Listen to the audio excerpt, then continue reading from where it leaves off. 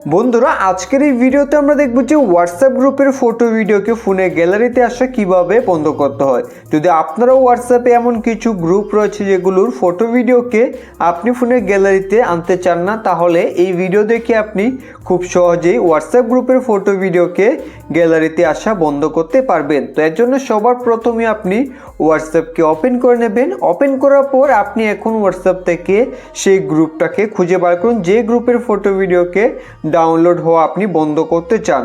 তারপর সেই গ্রুপের প্রোফাইলে ক্লিক করবেন। প্রোফাইলে ক্লিক করলেই আপনি এখানে আই বাটন দেখতে পাবেন। এখান থেকে আই বাটনে ক্লিক করে দেবেন। আই বাটনে ক্লিক করে দেওয়ার পর এখন আপনি নিচে দেখতে পাবেন মিডিয়া ভিজিবিলিটি। এখান থেকে আপনারা মিডিয়া ভিজিবিলিটিতে ক্লিক করে এখন এখান থেকে আপনারা নোয়ে ক্লিক করে দেবেন। তারপর এখান থেকে ওকেতে ক্লিক করবেন।